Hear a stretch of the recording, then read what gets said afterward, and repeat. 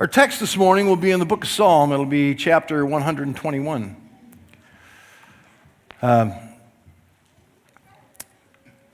Chapter 120 through chapter 134. Relax, I'm not going to read all those in front of you this morning. But those chapters are considered to be a collection of, I guess in simple terms, a collection of one psalm. Because it's known as the song or the psalm of ascent. In other words, a going up.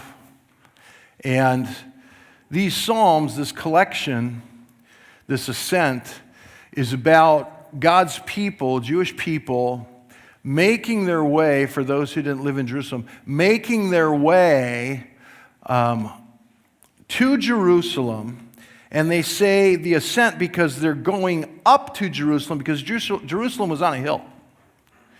And the temple where they would come and they would worship in Jerusalem, the temple in Jerusalem on this physical hill, the temple also had steps.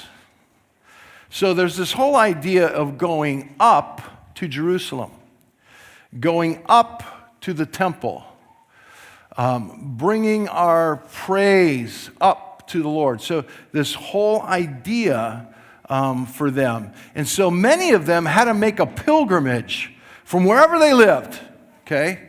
And this, you know this. This was not, call your travel agent and book me a flight. This wasn't, let's go over and, get the bus ticket, and this is where we're going. Take me, drop me off there. I want you to think about this. Loading up, packing up to make this pilgrimage, to make this journey. Listen, it is worse than packing for family vacation and you have a bunch of children.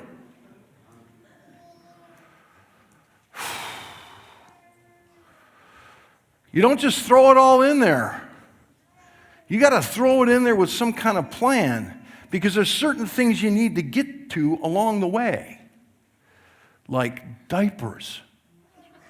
Do not bury those somewhere in the trailer. You got to have certain things accessible. I mean, this was packing for a journey, and many of them with family and with clans and groups, and merging and meeting along the main road. And, this was a journey for them. This wasn't, having a meeting in downtown Sparta here and you live in town and you just kind of, get in your vehicle and drive over and, have a little road rage and I wanted that parking spot. This was like planning. This took work. This was bring extra sandals. This was a big deal.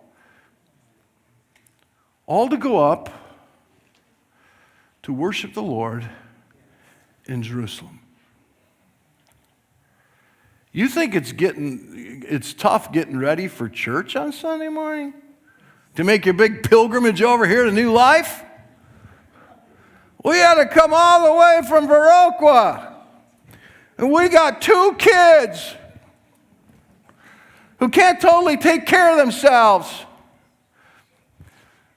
And I had to do it alone as a dad because my wife left early because she's leading worship this morning. Talking about Dusty and Chelsea. I don't know, some of you just came from around town. Hard enough to get here. Oh, Lord, I just want to thank you that New Life, I know it's not healthy, but at least they have some things for the kids to have, some, cookies and donuts for breakfast at church. Because I don't have time or energy to be making a breakfast for everybody. And we live in town. Did you get up and make breakfast for your family this morning? No, I'm just asking. No, it's an acceptable answer. Who said? Oh, did you make breakfast? Or no, you didn't get to eat. Stand up. Oh, you poor skinny little thing. Oh, my goodness.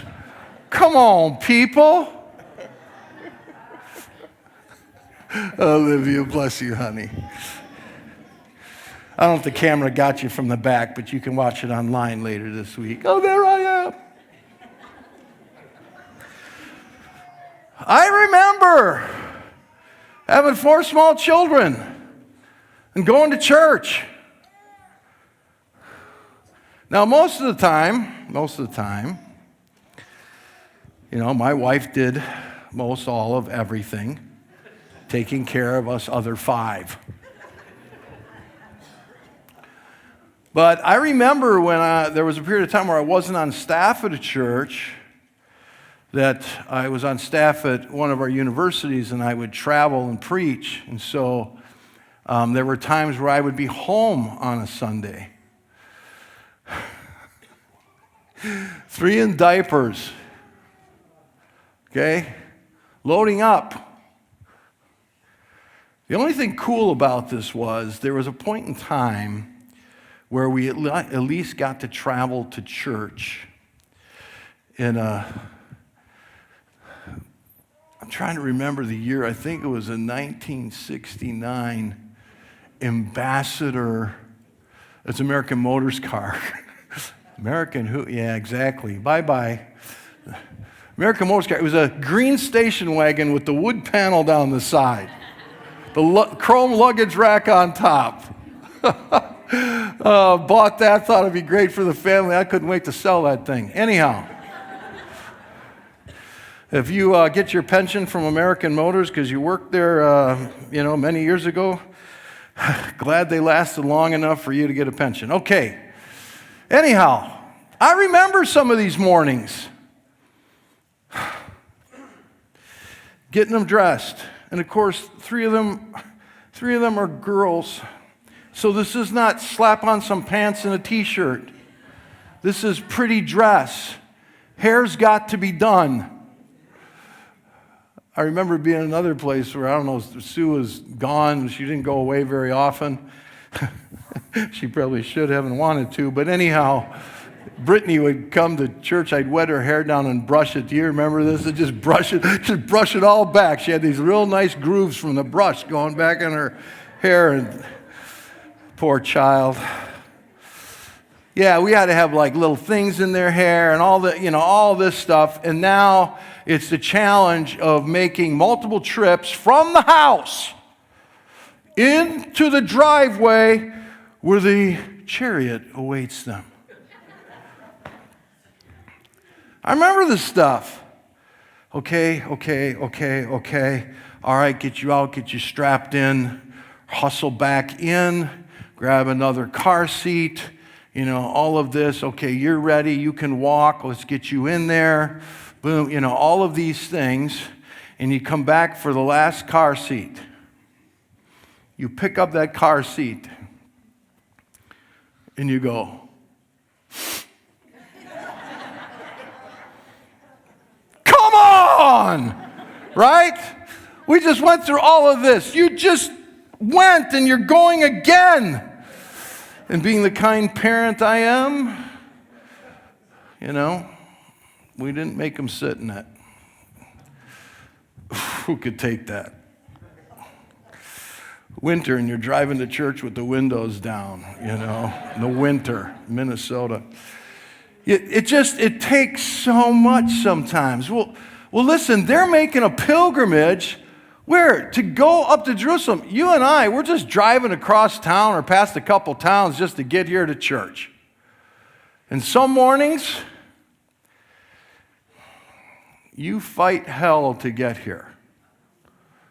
You do. Spiritually, and it seems like he might be traveling with you because of all the things that went on that morning. Every fight, every squabble. I don't know, last night was a great evening. Oh, you guys all went to bed as a family and you're all happy and you had your pizza and it was good and you had fun and you laughed and you played a game with the kids and you're just expecting Sunday morning's going to be so great.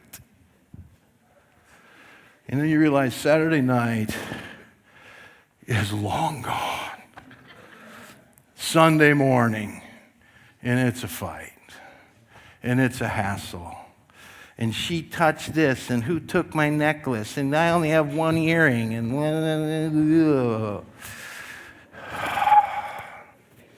I remember. Sue still goes through that every Sunday morning with me. No. Here they are. They're not just driving across town. They are making a pilgrimage. They are talking about days of travel. And now you have to understand where many of them travel, it's treacherous and it's dangerous. I want to read Psalm 121 to you. We're going to dive into it. I lift up my eyes to the hills. From where does my help come from? My help comes from the Lord who made heaven and earth. He will not let your foot be moved. He who keeps you will not slumber. Behold, he who keeps Israel will neither slumber nor will he sleep. The Lord is your keeper. The Lord is your shade on your right hand. The sun shall not strike you by day, nor the moon by night. The Lord will keep you from all evil. He will keep your life. The Lord will keep your going out and your coming in from this time forth and forevermore. And I read that, and I know His word is true. But I don't know. Sometimes Sunday morning, it just doesn't seem like that's the case. And I'm not questioning His word. I'm just looking at the things that unfold in our life, in our spiritual journey. And it isn't just about coming to church. It's our spiritual journey every day, every week, every month as the years go by. All the stuff that unfolds. Look at the stuff that unfolded in your life over the last few years. Look at for some things that have unfolded just this year, and we're only into the beginning of March. You read this psalm and you look at the song, you look at the two voices, the one who's made the journey sings, there's like two voices, and then the other voice is the priest singing back to them, and they sing to each other about the Lord, about who the Lord is and what He has the power to do and what He will do and the promise He makes. And somehow we live in a place where we read and believe and we know that it's true, but the things that unfold in our life, it makes us wonder.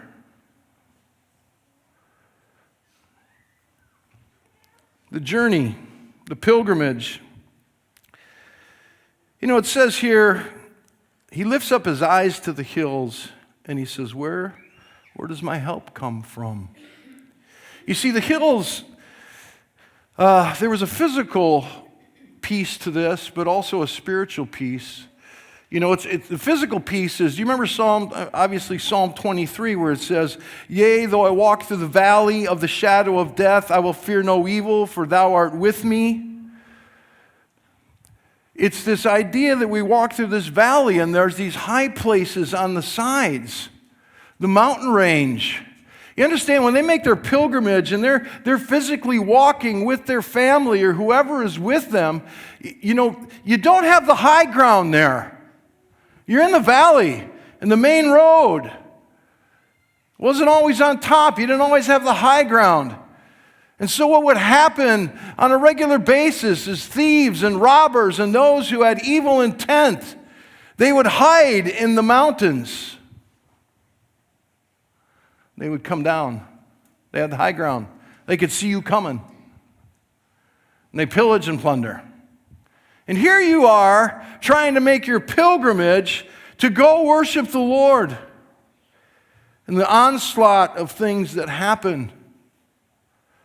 So one of the reasons I'm thankful for Psalm 23 reminds us, as a message I preached a long time ago, that we have a shepherd who stands in the valley on our behalf. He'll lead you through. Doesn't mean it's going to be easy, and doesn't mean it's without challenge. It means that we have to be faithful and keep in step with Him. Be committed to trusting Him.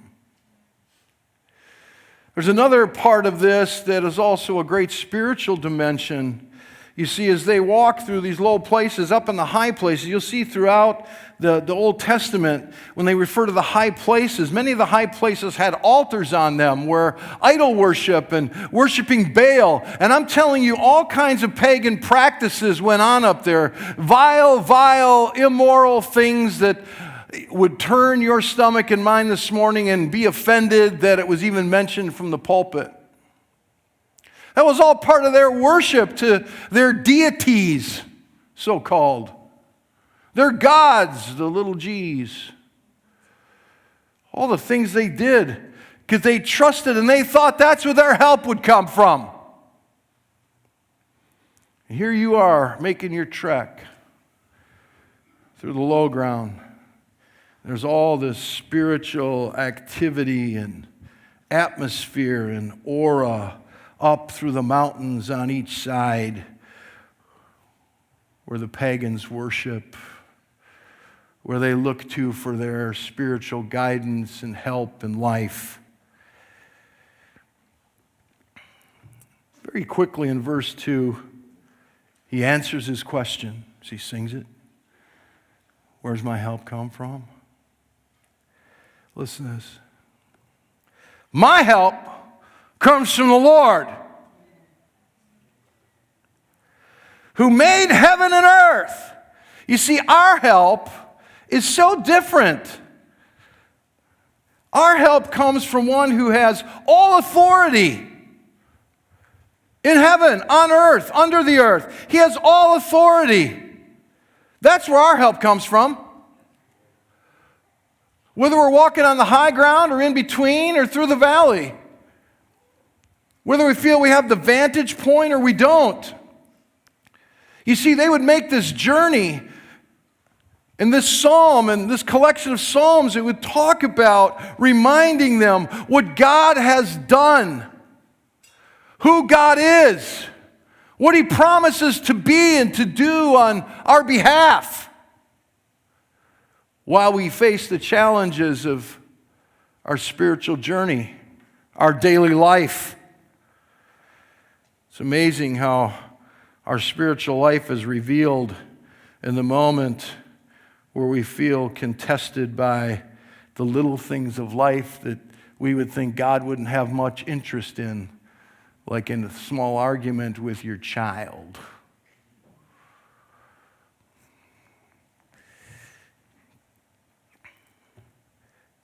Our help comes from the Lord. I want to remind you, I don't care what you're going through, your help and your journey, your help comes from the Lord God Almighty, who spoke creation into existence, that He has all authority and He has all power. That is where your help comes from. I don't care what our eye sees, and I don't care what we feel. You and I have to remember where our help comes from. Because you are on a journey. You're on your journey to worship the Lord every day. You're on your journey. Whether you leave your house or not, you are on a journey. A spiritual walk that affects how we live in the physical here. He is our help. I want you to remember Exodus 20. 10 Commandments. He commands, do not have any other gods before me. It's a commandment. Here's a question for us. Do we look to Him first? You see, our God is so different. In Exodus, the living God was so different than all the foreign gods.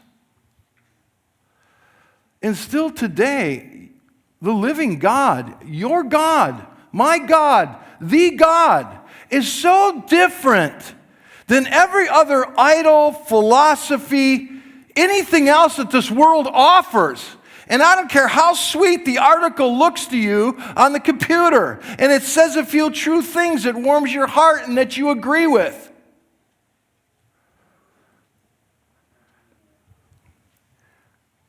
Do we look to him first? Or do we look to some other place? Our God is so different than the deceptive deities and philosophies of this world. They tell you how to advance and get your own and take care of you and all the, me. Our God, he came and he gave himself. He calls us to do the same. So different. The living God, he loves you. He will never deceive you. He will never rob you. He will never play a trick on you.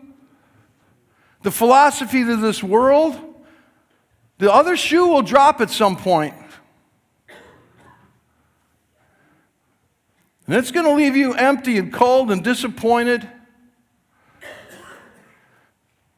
Praying we come to our senses. I come to my senses so that we can turn to the living God, the maker of heaven and earth, the one who has the power to keep us. Listen, fear is an interesting thing. When it comes to the things in this life and what we face, fear, anxiety, a lot of times we fear because we look to other places for our answers. We'll look to other places for our answers first. Something happens, I got to figure this out. I have anxiety about it. I'm worried about it. I have fear about it. I can't eat, don't sleep, blah, blah, blah, whatever the symptoms are of the fear that play in your life.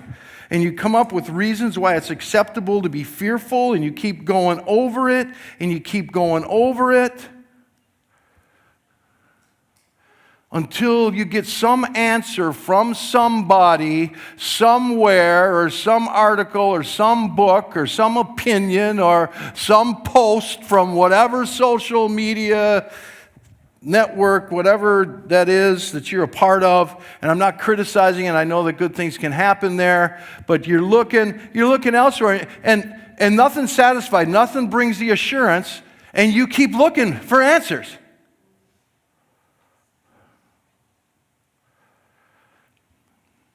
And the fear continues to come because we don't really look to the Lord. We don't look to him first. And yet we're on this spiritual journey. I remember when Brittany was born. And it still happened with the other three afterwards, but not the same as that firstborn. We got her home, and I remember going over during nap time or at night. She was sleeping. You're at the front, so I just keep picking on you. But I'd do this. Is she breathing? Because she ain't moving. Is she breathing? Sorry, I may have knocked your water bottle over, but I won't step on your glasses. Not yet, yeah. You don't trust me, see? You're throwing them up here. But now you threw them right through the chairs. See, I would just, are you breathing? We just had puppies at our house, okay? Our two King Cavalier Spaniels, they got together. They did what God intended, and lo and behold, she gave birth. 4 puppies. Now, my wife, she doesn't have children at home anymore to check to see if they're breathing. But the old mama came out of Sue. Those puppies okay? Those puppies okay? That one's not moving. Randy, is that one okay? I go. Now listen, we need to check on our children. We need to check on our puppies or our calves or whatever. The prudent man, the scripture says, a godly person takes care of the needs of their animal. So, we want to be conscientious. But the maternal part kicks up in her.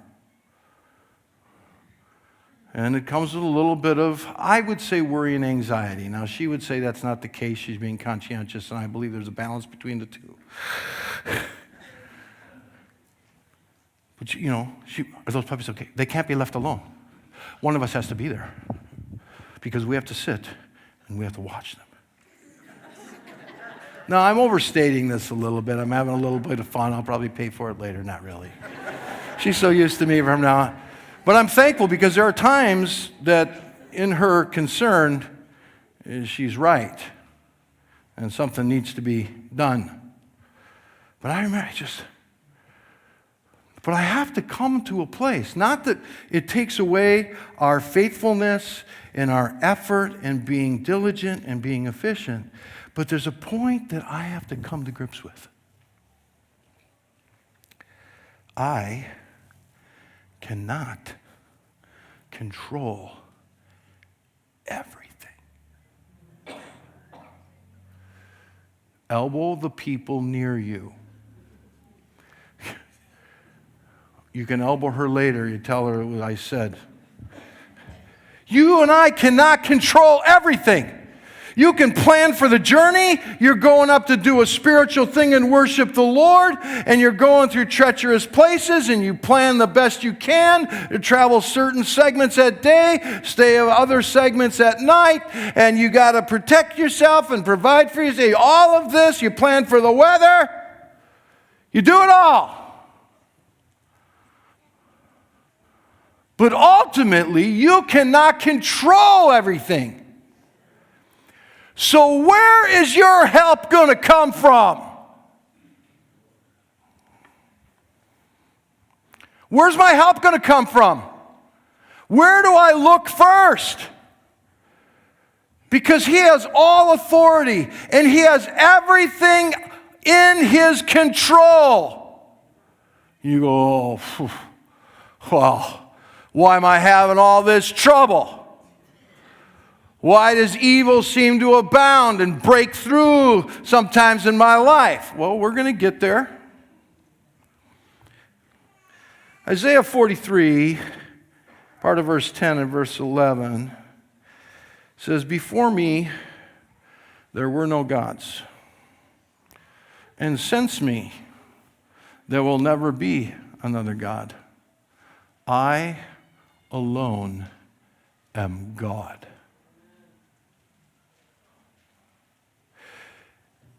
That plays into our life. Let me ask you something. When you face life, is God an afterthought? And if He's not, then why does fear and worry get the best of us? But these are my children. These are my children. These are my children. What's going to happen to them? And I hope that we mature and we have appropriate concern, but I hope some of that goes away. I love my mother. She's here this morning. She's been a wonderful mother. And I'm glad she loves me and cares for me.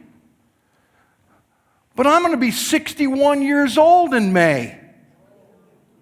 I know. From the back, I look older than that, I know. Up front, I look a lot older than that. Listen, here's the deal. We get home, and now Sue went to visit my parents. She drove there because she had to stop by the church and do some work yesterday. And I said, you know what? I'm going to walk from our place to my parents' place. Now, if you know where I live, and you know where they live, you know that that's about a 20-mile walk. All uphill against the wind. I will tell you this, it's miles. And I said, I'm going to walk. I said, but please, do not leave there until I get there. You are my ride home, baby. Well, we got home, and my wife had some observations of my mother before I got there, and she understood that I'm walking there. She said, your mom got a little antsy. Every once in a while, she'd get up, she'd move, she'd go do something, and she'd come back, and whatever. And she was like, are you worried about Randy? Oh, no.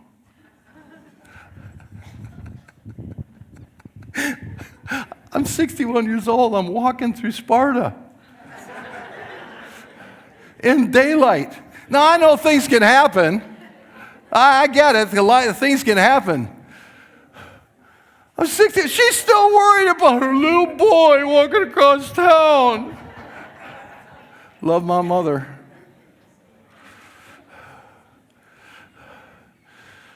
But ultimately, her and I can't control everything. So where does our help and our peace come from when we're worried about stuff in this life or worried about the people we love the most? And if the people we love the most, what kind of example are we setting to them by our life of worry? That it is best to look elsewhere than trust God who has everything under his control. Is that the message you want to send your kids? Is that who's growing up in your house? Is that what that's kind of grandparents you're going to be to your grandkids? Be concerned, do your part, plan for the pilgrimage. But ultimately, you cannot control everything. So how do you live at peace in all that this life you can face? Is because your help comes from the one who has all authority and all power.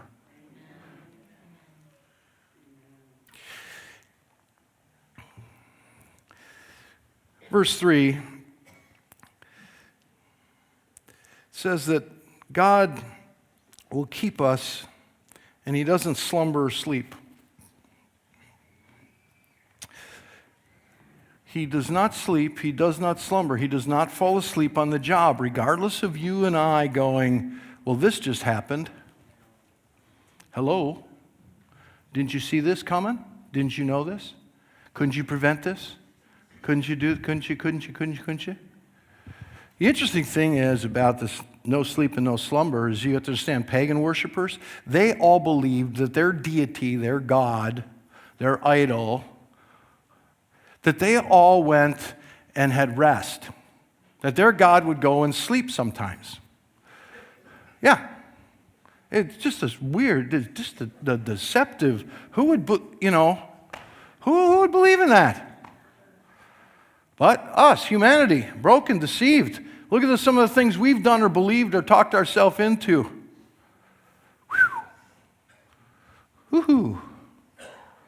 Listen, it's why 1 Kings 18, where Elijah is facing off with the priests of Baal, who is God answers by fire is the real God. And they're chanting and doing all their incantations and everything else.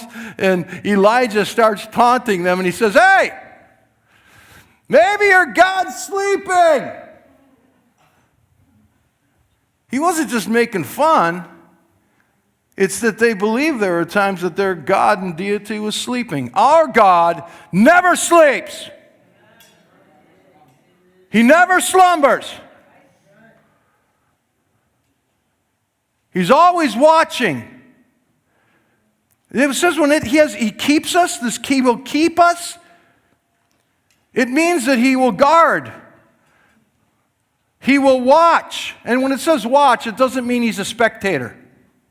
It means I am going to watch over you. It's the word watch there has to do with activity and involvement. I will watch, not spectate. I will watch. I will guard. I will deliver. That's what it means. As you face this life and all that goes on, listen, circumstances sometimes they look worse. They don't seem to get better. And verse 8 comes along and says, The Lord will keep your going out and your coming in from this time forth and forevermore. He will keep, guard, deliver, watch over, all of that, active. And we think, I don't know, this stuff goes on. Maybe you only do like the really important things. Like the really big things, like when really big life-threatening news or accident comes into my life, then I can turn to you and I can pray to you and I will trust you. But all these other, maybe you just don't care about all these other circumstances that test and try us that maybe aren't life-threatening, but they sure mess up my life. It's sure inconvenient and it goes along with a lot of hurts and whatever else goes on, physically, emotionally, mentally, whatever it is. Let me ask you something. Now, I'm going to use a principle here. If we as fathers know how to do good things for our children, and we're flawed, and we still know how to do good things, how much more will our perfect Father in heaven do good things, right? You understand that? So, do you think the dad that is a surgeon, like complex stuff, surgeon, do you think as a dad he still takes Band-Aids and puts them on his little child's boo-boo owie? Do you think he does? Or does he say, no, if you need surgery, I'm your guy. But I don't do Band-Aids on your little owie because you fell outside. Of course, the surgeon is going to kneel and sit down with his child and talk baby talk. It's okay. I know you fell. It's all right. I know it's blood. It's okay. You don't have to keep screaming. I know you wish mommy was here instead. We're going to take a Band-Aid and we're just, it's okay. It's all right. We're going to put it on gentle. You want to help me? Right? Because you love your child. Do you think God only does surgery? And that he doesn't love you enough to be involved in the everyday drama of your life?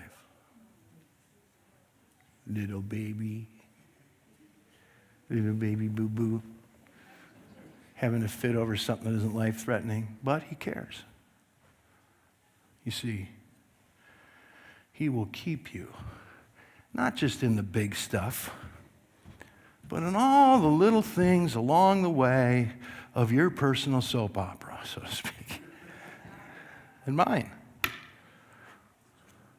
That's who he is, the God of all authority, who has everything in his control. He'll take time for your little daily events. It says that he will keep us from all evil. And you look around the world and you look at some things that have happened in your life because of evil, well, and you think, how's that fit? I want to remind you something. You ever read the book of Revelation? If not, you should, because it says whoever reads the book of this prophecy is blessed. That's one. The other is, you may not understand it all, but you will get this, that evil doesn't get the last word. Oh, right now I need to be a black preacher. I just did that. Doesn't evil doesn't get the last word. They got it, man. They just got it. Why'd you make me white? I said that. I'm telling you, that's 20 minutes hooting and hollering and shouting the truth of God, and the church would come alive. But you hired a white preacher, so I'm just telling you, evil doesn't get the last word. This trial and challenge and all the stuff you face, it doesn't get the last word. All the suffering, all the heartache, all the bad, danger, accidental trouble that you and I face, it doesn't get the final word. Here is the test. You ready? Here's the test. Will you and I let our evils, troubles, all the things that we experience or the fear that we have of the things that will never happen, will we allow those things? Will we allow those things to cause us to abandon where our help comes from and abandon our purpose in this life? Does our trials and tribulation, does it allow us to all of a sudden abandon our purpose because, man, all this bad stuff's happened? And it just takes us right out of commission. We abandon our purpose to be a godly man. We abandon our purpose to be a godly woman. We abandon our purpose to be the spouse that we should be, the parent we should be, the faithful brother and sister in Christ we should be, the minister He's called us to. Oh, all this stuff is unfolded and we just abandon our purpose. Well, because I wasn't fulfilled and all this stuff. Is that what we do? Do we allow these things because we looked elsewhere for our help and we didn't get it? And then you throw up a few prayers and God didn't seem to answer the way you want. And here you are, I'm just trying to make my journey. And the troubles of this life cause us to abandon or give up on our purpose. See, full control, your full control, everything is out of reach.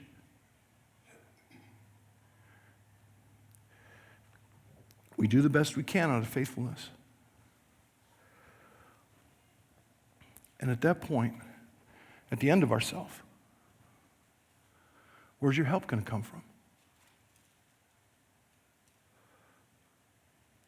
And people can help and they can contribute, but they will never be the full answer. And then you can be mad at them and disappointed at them or whatever else, but you're looking elsewhere.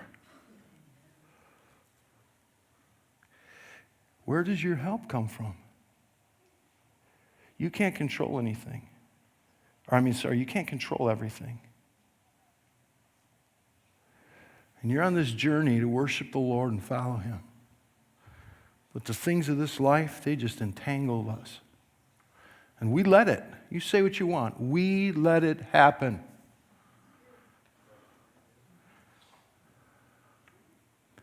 We make decisions. It entangles us. He knows that we need His help. I need His help. Full control is always out of reach. But what we can't control, listen, this is what we can't control. Where we choose to get our help from. Why don't you stand to your feet?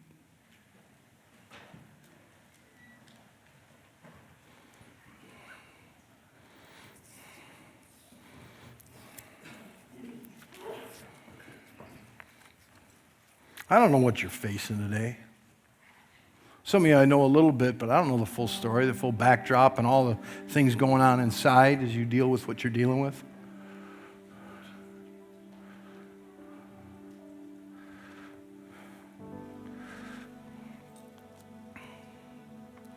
I don't know, for you, maybe it's your marriage. Maybe it's a relationship that's you have going on, and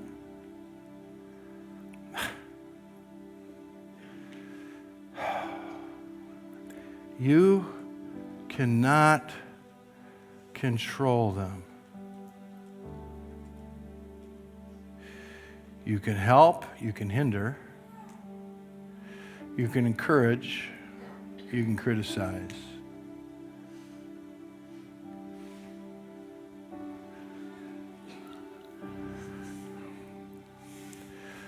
Only the Lord can help. Only the Lord can thoroughly fix. Where's your help going to come from? You think you can fix this man all on your own? Not that you need fixing.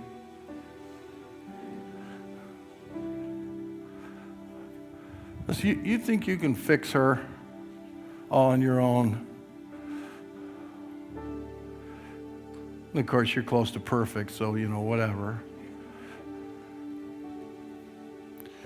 You think you can deal with your circumstance all on your own? You think you got it all figured out?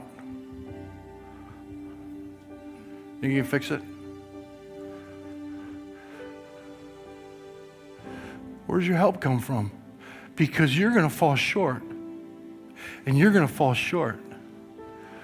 I'm going to fall short.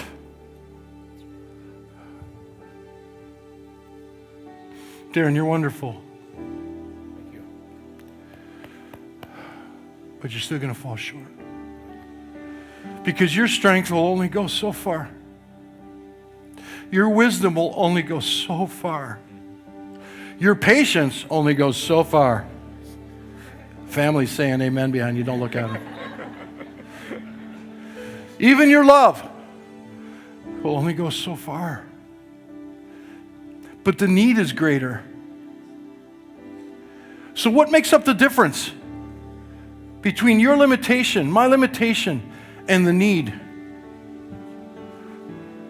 What about when your wisdom intelligence runs out and yet it doesn't fully bring the answer? What's going to make up the difference? Where's your help?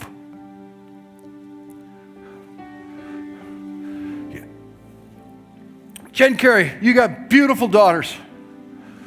I believe they're very smart. But your arm only reaches so long. And I want you to know that they're gonna step outside your house. And you can't see them. And you can't reach them. And they're thanking God for that, by the way, to some degree. You love them. At some point between where your reach stops and where they are, what's going to make the difference? Where's your help going to come from? Where's your help going to come from? Sorry. Where's your help going to come from? Quick, Google. Siri, who's going to watch over my kids when I can't see them? Siri, what do the parents do when the kids, they're, outside there, blah, blah, blah. Where's your help going to come from? I don't know what to do in this situation, God. I've tried everything. And he says, oh, so I'm last choice? Is he an afterthought? Or is he your first thought? He will make up the difference between where we can reach compared to where the answer is. So trust him. Trust him. Trust him. Do your part. Don't do nothing. Well, Lord, I'm just supposed to trust you. No. Don't tempt him. Don't presume. We do our part that's faithful in response to what we know to do and what he tells us. We got to trust him. And if it shouldn't work out like you thought or like you think he promised you, remember this. Evil does not get the last word. He will make everything right. He'll make it right. Why did my child die? Why did my parent die? Why? Were you sleeping? I'm now in a wheelchair. Or I can't do this. Lord, He has the power to keep, and those things will not have the last word. Death does not have the last word. He's the resurrection and the life. He rose from the dead, and He's made a way for you and I. And don't cause the things of this life to make you abandon your purpose. Your purpose. Your purpose. So keep your head up. Don't give up. It's so hard. Yes! It's hard. And there's some things that I would like answers for, that I don't have answers for. But it's not going to make me change my mind. With God's help, it's not going to make me change my mind or abandon my faith or His purpose for me. Because I know these things do not get the last word.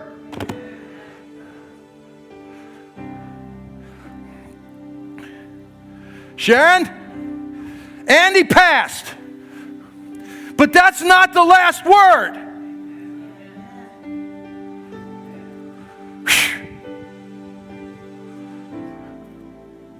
It's not the last word.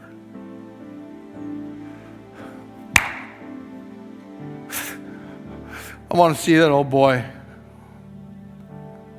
Because I know he ain't going to be walking like this no more. That leg of his didn't get the last word. Your trouble does not get the last word. So go up. Ascend to the hill of the Lord. Whether you have to go through a valley first or whatever trouble. Ascend the hill of the Lord. Where does my help come from? The Maker of heaven and earth.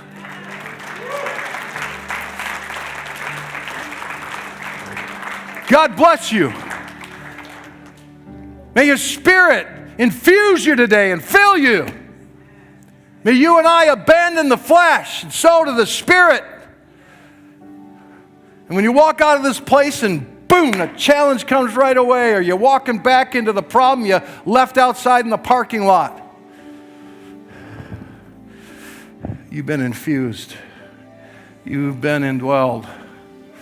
Walk in His power, and you remember that evil and these things do not get the last word. Do not abandon your purpose, for He will keep you. Be blessed, and may God's peace go with you. May it be yours.